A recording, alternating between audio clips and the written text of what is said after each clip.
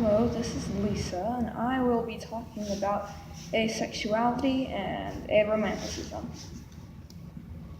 The first thing to know is that the asexual spectrum covers every sexuality that does not experience sexual attraction the way the majority of people do, and every sexuality that does not experience it the same amount, that experiences sexual attraction less often than the majority of people do. The aromantic spectrum is the same thing, but for romantic attraction instead of sexual attraction, and they are different things. There are multiple types of attraction. There's romantic attraction, which is romantic feeling, sexual attraction, aesthetic attraction, which is like, does it look good? And sensual attraction, which is, does it feel good? Does it smell good? It's senses. Some important words to know. Platonic. A platonic relationship is one between two people in which sexual desire is non-existent or has been suppressed. It is also used as a relationship without both sexual and romantic desire. Allosexual is defined by the Asexuality, Visuality, and Education Network as someone who does experience sexual attraction or an intrinsic desire to have sex. It's the opposite of asexual. It is also used to refer to the allosexual and alloromantic spectrums, which is the asexual spectrums, but which includes sexualities such as gay, bi, straight, pan, all that stuff.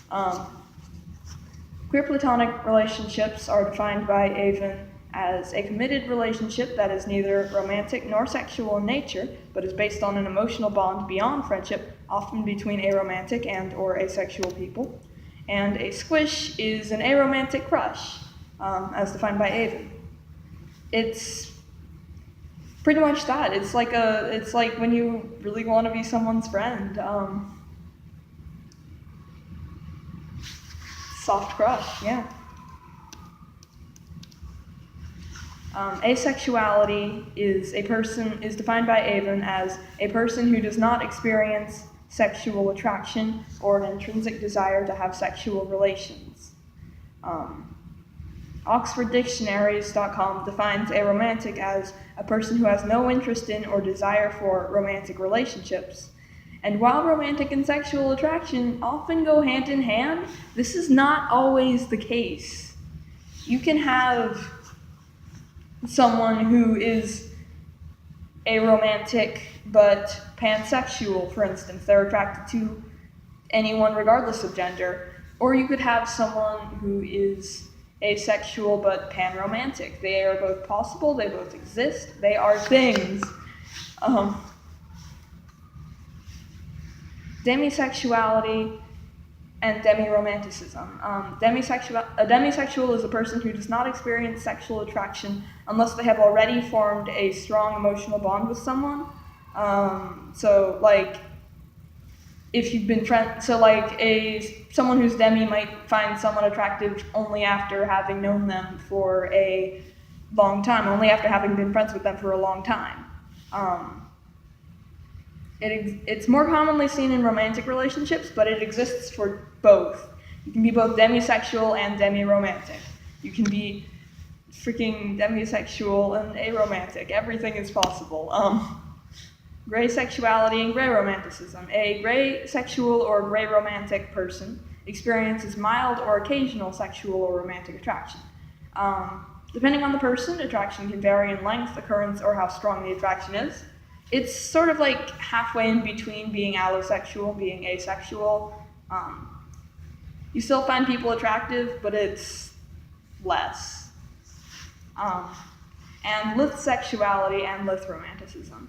Lithsexual is someone who experiences sexual attraction but does not want it reciprocated. If it is reciprocated, the attraction disappears. Lithromantic is the romantic counterpart. I've also heard it called achiosexual, lithosexual, another variation on achiosexual, but I don't remember. It's got a lot of names. These are a couple different sexualities that are on the asexual spectrum that are not asexuality itself. Yeah. There are a few myths that people believed in terms of asexuality. One of these is that people on the spectrum cannot or do not have sex. This is false. Your sexuality has nothing to do with your genital functionality, so you can have sex. But some people don't, but some aces don't want to have sex, and some do, and that's perfectly fine. It's not that they want, my understanding is that it's not that they want to have sex, it's that it feels good. Some aces think it feels good, some aces don't want it anywhere near them, some aces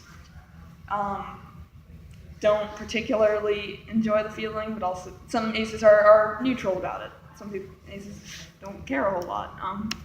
Another myth is that asexual and aromantic people don't feel love at all, and this is false.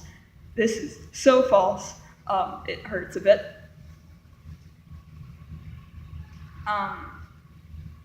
There are many types of love. There's love for your friends, love for your family, love for that random stranger who gave you I don't know.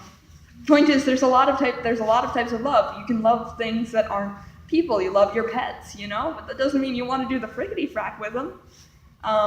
Doesn't mean you want to doesn't mean there are multiple types of love, and all of these things can be felt by people on the asexual and aromantic spectrum, unless they're just incapable of feeling any love at all, in which case that's not because they're ace, it's because they have something else going on. Another myth is that telling jokes about asexual reproduction is funny. It's not.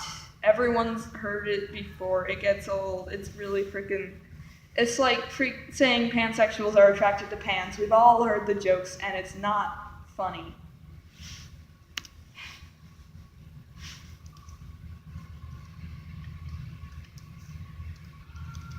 There are very, very, very few canonically asexual characters, and absolutely none of them are well known, but there is the Greek goddess Artemis. Since she's a Greek goddess, there is literally nothing confirmed in terms of sexuality, much like all of the other various Greek gods and goddesses that were not straight. But Artemis, she swore that she would never get married. She ran away and hung out in the woods instead,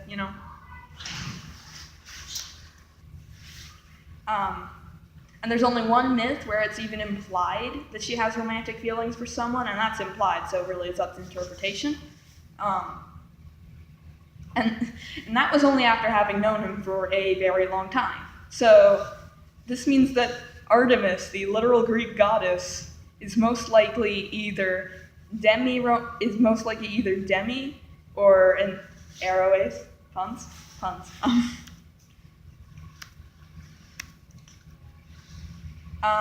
There are a couple historical people that were thought to have perhaps been aces, such as H.P. Lovecraft. He was Florence Nightingale never married and devoted herself to her work. Florence Nightingale was never married and devoted herself to her work. She refused a proposal from a suitor who had been pursuing her for years. So yeah, those are a couple historical aces. Respectfully treating aces, just treat us like any other person. Note that each of us have varying levels of things we're comfortable with in terms of touch, jokes, both sexual and asexual, and romantic relationships. Seriously, just treat us like people. Yeah. Bye.